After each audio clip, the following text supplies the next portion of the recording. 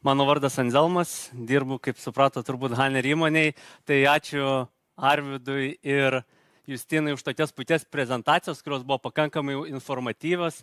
Tai išsirinkot būstą ar ne, susidarėte jau turbūt viziją, kaip atrodys tas jūsų būstas. Ir tada aš, kaip sakau, smogė gyvenimas, pasižiūrit, kad jūsų kišenės tuščios, ne? Tai aš atskleisiu jums paslapti, kaip įsigyti būstą be pradinio įnašo.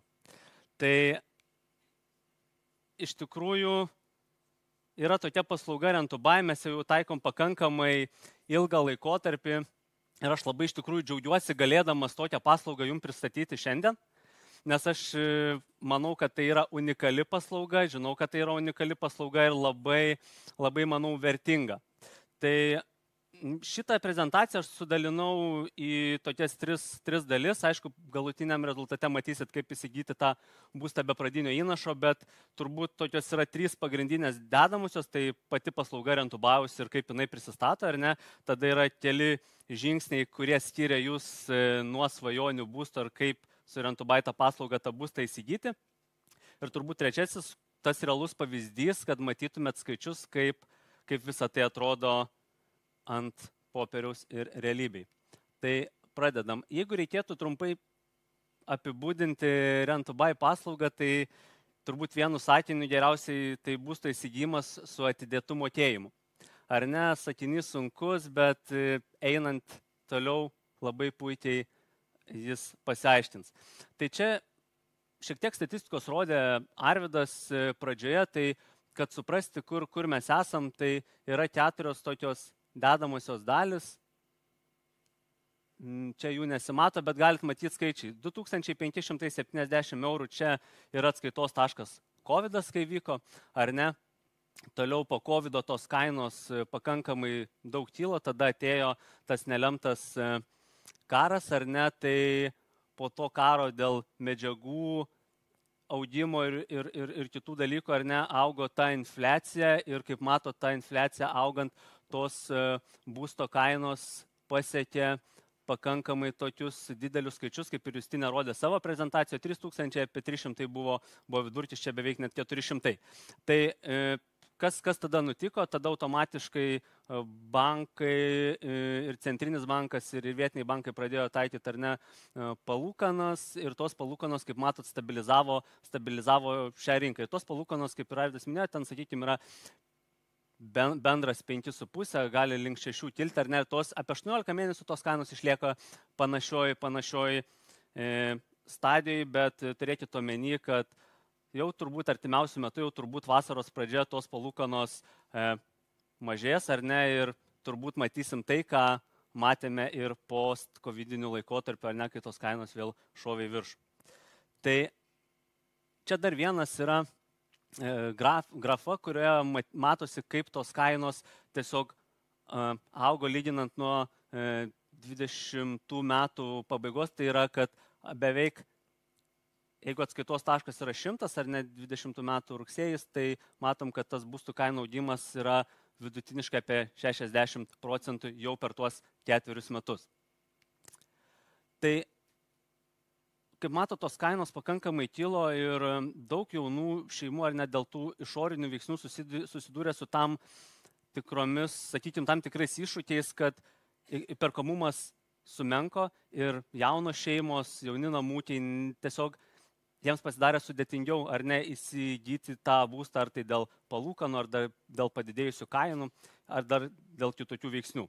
Tai nemaža dalis tų namūkių ir tų žmonių tiesiog nusprendė, gal aš geriau pasinuomosiu tą laikotarpį, palauksiu, kol Swedbankas tą 1% man siūlys, ne maržą. Tai jie perėjo į tą kairėje pusę ir nusprendė nuomotis ir atidėjo tos pirkimo lūkesčius ir tą svajonių būsto įsigijimą ateičiai.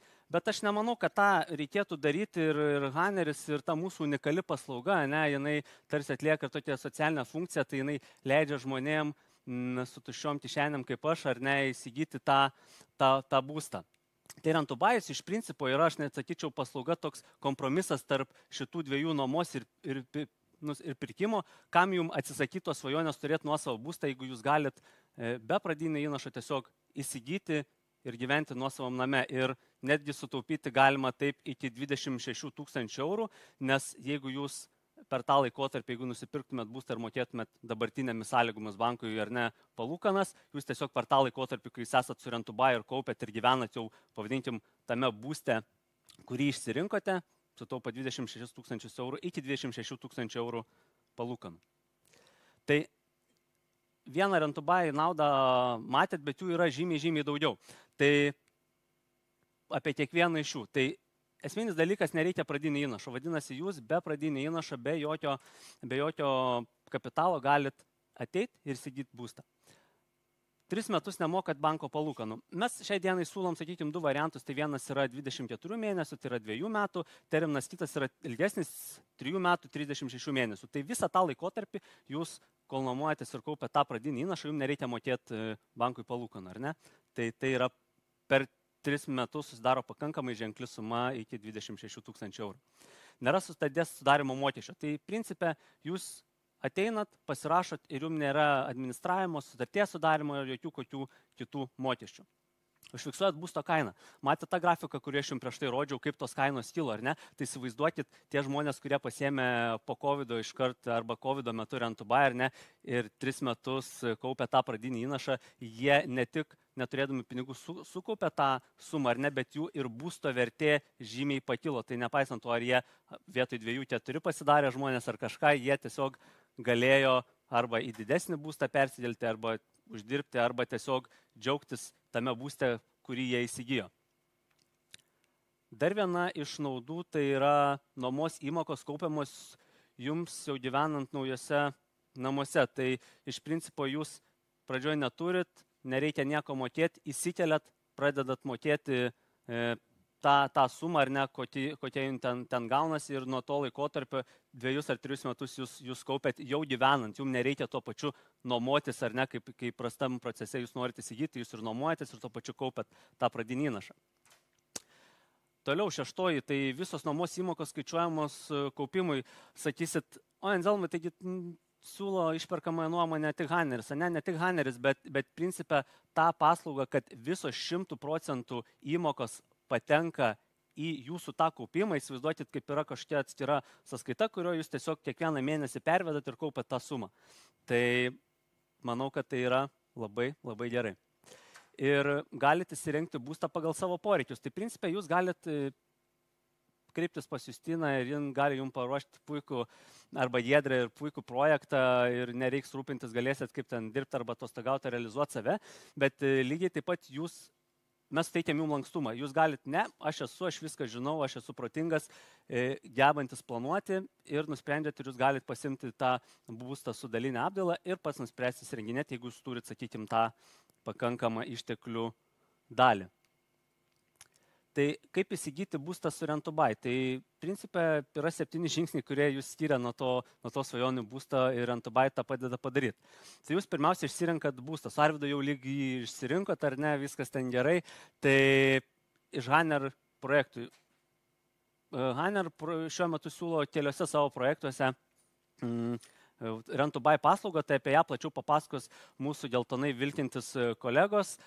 Tai aš čia nedetalizuosiu stipriai, toliau mes natūraliai patikrinam kreditingumą. Tai čia, kad tiesiog suprast, kokias jūs šiuo metu gaunat pajamas ar ne, tai yra keli būdai. Tai jūs arba kreipiatės į banką, jeigu bankas, sakykime, kažko pritrūksta banke, galite kreditų unija. Pats paskutinis variantas yra kreiptis į mus tiesiogiai ir mes galime atlikti tą vidinį vertinimą, įsivertinę jūsų tas finansinės galimybės. Dažniausiai, jeigu tai yra ten darbo sutartis, tai reikia darbo pajamų, jeigu individuali veikla deklaruotų pajamų, jeigu ten, nežinau, yra, sakykime, pagal įmonę, tai ten reikia finansinio ataskaitų, jeigu ten, nežinau, jūs esate šiuo metu dekrete, tai tiesiog pateikia tas išmokas, kurias gaunat. Tai apdailos tipai, tai kaip ir minėjau, yra skirstoma pilna arba dalinė apdaila, ar ne, tai dalinė apdaila viskas kaip aišku, o pilna apdaila yra tiesiog arba standart, arba premium, arba tas sumiksuotas, kurį jau kalbėjo Justina. Tai nuomos sutartis, tai pasirašom tada, išsirenkat būstą, susitarėt, išsirenkat apdailos tipą ir panašiai, pasirašot nuomos sutartį su teisė išsipirkti tą būstą. Ir arba laukiat, kol ta apdaila jums bus padaryta, ar ne, arba tiesiog patys perima traktus ir įsikeliat ir mėgautės gyvenimu, kaip sakyt. Tai kaupėt tuos 3 metus ar 2 metus, 2 metus ir sukaupėt tą pradinį įnašą, kas tuomet. Tai praeina tas laikotarpis, dažniausiai visur reikalingas planavimas, tai prieš kokius 3 mėnesius jau, kai žinot, kad jau artėja tas terminas, jūs kreipiatės į banką, galite kreiptis į mus, mes suteikiam, kad jau baigėt jau sukaupti tą pradinį įnašą, ar ne, ir su ta informacija jūs keliaujat į banką dėl paskolos būstoj gavimo. Gaunat paskolą, pasirašot notarinę pirkimo sutartį ir jūs jau šitoj vietoj tampat tikras, realus savo tų svajonių būsto savininkas. Būstas yra jūsų. Tai tikrai viskas gražiai skamba ir iš tikrųjų viskas taip yra, tai gali paliūdyti ne tik aš, jeigu norit pažiūrėti, tai gali paliūdyti ir 788 pirkėjai, kurie įsigijo, kurie yra pasirašę Rent to Buy sutartis. Tai pirmasis ir juodoji ta grafa rodo tai, kiek yra sutarčių iš viso per tą laikotarpį nuo tada, kai mes tą paslaugą pradėjome teikti. Kai pradėjom tą paslaugą teikti, kiek yra pasirašyta sutarčių. Apatinė mėlynoji grafa rodo, kiek iš tų sutarčių jau yra pavirtusios notariniam sutartim. Tai vadinasi, kiek iš tų sutarčių yra žmonių praėję visus 7 žingsnius. Tai tokių yra 508, tai dar apie 280 šiuo metu kaupia tą pradinį įnašą. Tai čia kiek įdomiosios statistikos, tai jinai, man atrodo, logiška ir pakankamai aiškiai suprantama. 73% Rent to Buy sutarčių nuomotojų ar ne ir pirkėjų įsigyja su pilna apdaila, tai natūralu, nes dažniausiai tai yra jaunos šeimos, jauni žmonės, kurie ir neturi to pradinio įnašo, tam ir yra jiems skirta ta Rent to Buy paslauga, ar ne? Tai šiek tiek apie kainas mums lietuviams visada yra įdomios, ar ne, tai čia paimkime vieną, paskui turėsim ir realų pavyzdį, real case scenario, bet dabar pasižiūrėkime apie kainas, kiek yra su pilna apdaila standartinis, tipinis 46 kvadratų, 2 kambarių, sakykime, būtas. Tai yra mėnesio įmoka su pilna apdaila būtų 726 eurai mėnesiui. Su dalinė apdaila 630 eurų mėnesiui.